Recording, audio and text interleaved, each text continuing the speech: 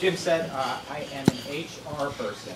I have an HR outsourcing business that focuses on small companies. So I deal with businesses from 5 to 100 employees. I have an interest in healthcare, even though I am not a benefit expert. I like to understand what the laws, or how the laws are written, and how they impact small businesses. So what I'd like to do today is walk you through the Healthcare Reform Act. Give you an overview. I'll walk you through a timeline. Because over the next, over the next 6 years, there's a lot of different changes that are going to happen with healthcare. And then finally, I want to talk about what some of the potential risks are to your company.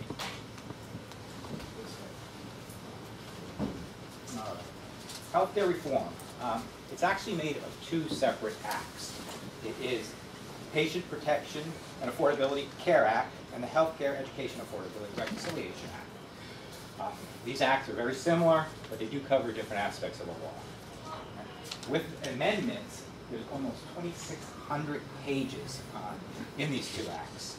It's projected to cover or provide coverage to 32 million uninsured Americans.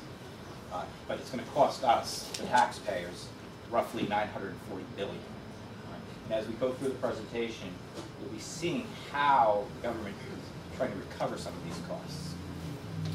It's definitely modeled after the Massachusetts Act, Mitt Romney's act of 4 years ago. You'll see a lot of similarities. I'll be talking about certain things that you'll say, well, that's true in Massachusetts. And yeah, that's because they took those provisions and added it to the federal law. And then finally, anyone who does not qualify or can't afford health care will be subsidized.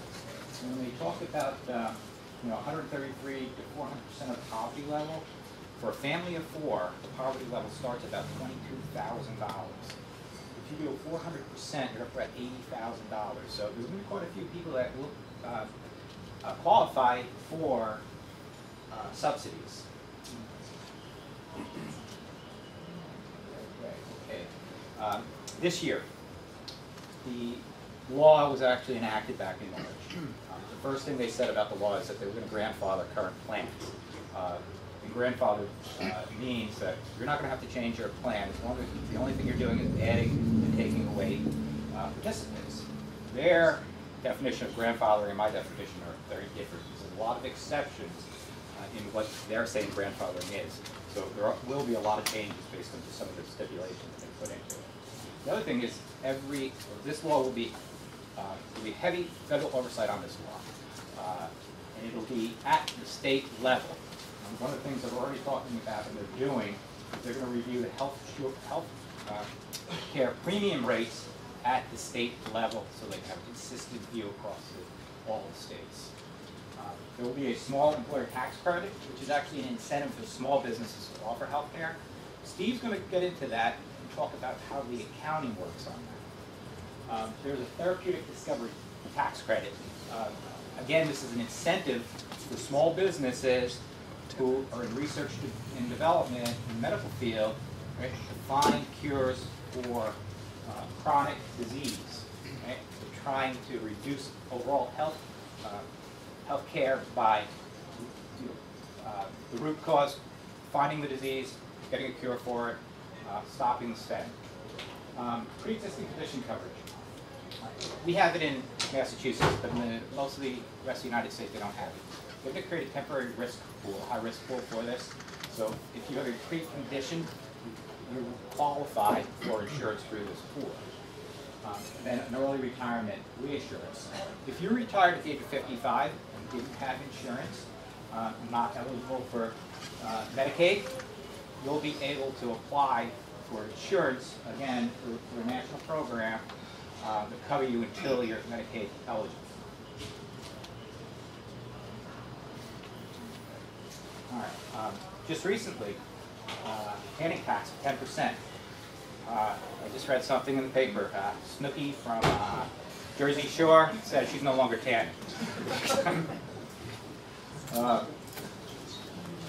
Coming September seems to be quite a few things that are going to be implemented. First thing they're doing away with is varying health plans based on salary, whether it's a salary or hourly employee or whether it's an executive plan. There'll be no more discrimination coming as far as health care. They're doing away with lifetime benefit limits on coverage of essential benefits. They define essential benefits, and there's a long list of what they call essential benefits. The annual benefit limits will also be phased out in the next 4 years. So I'm not saying there's no annual limits now, but over the next 4 years they'll phase it out. Dependent coverage, this is a big one. They're extending dependent coverage, which will allow young adults to remain on their parents' health insurance until the age of 26. They said they're trying to extend the benefits to 32 million Americans. Young adults, a large population of people that do not have benefits. They get out of school, they lose their parents' benefits, they don't get a job, they're uninsured. This is actually going to help them a lot. Prohibit policy rescissions. An insurance company or provider will not be able to rescind a policy unless they can prove it was fraud or it was an intentional misrepresentation.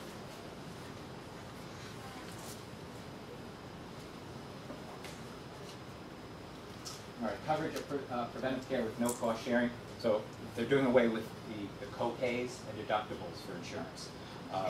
Again, on what they consider evidence-based, which common things like high blood pressure, screening, some blood work, anything to do with adolescents. They're trying to do away with any of the co-pays. Mandated emergency service coverage. Right? If there's an emergency, you can go to any hospital anywhere, and they have to cover you. It doesn't have to be in network, out of network. Emergency services are now mandated. You're allowed, as an individual, to choose your own primary care. Again, Massachusetts has this, but it even extends now down to certain specialties, like pediatricians and OB/GYNs. Every plan will have to have an appeals process. So if they decide that an insurance company decides that they're going to deny something, there has to be an appeals process for the individual to challenge that denial.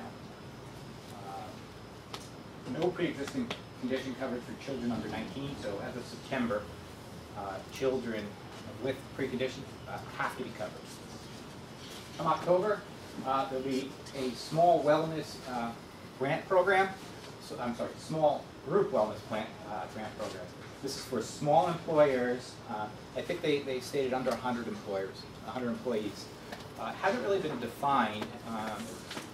Ursula is actually in the field. She's around here somewhere. You might want to talk to her about it. She might have some more information.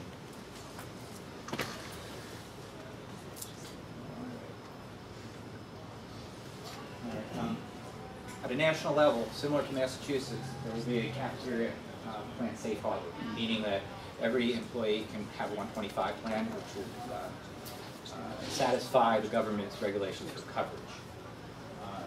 So there's going to be a tax on manufacturers and importers of prescriptions. One of the ways they're going to pay for the cost of this healthcare reform is through taxes. This is one of the taxes. There's going to be a requirement for W-2 reporting where employers will have to report their aggregate amount or cost of the employer-sponsored health benefits. So not next year, but the year after, that'll be the first W-2 to appear. I scratched my head and wondered why. I'm not really sure why the IRS needs to know that information. You know, are they thinking bigger? Later, will there be a tax on this? FSA limit will decrease from 5,000 to 2,500. So flexible spending accounts, which are now tax deferred, people will not be allowed to put as much into it, so the tax benefit is not as great to individuals. And at the same time, HSS distribution tax will increase from 10 to 20%. So if you take a non-qualified purchase, you're going to be taxed more on that non-qualified purchase. And then finally,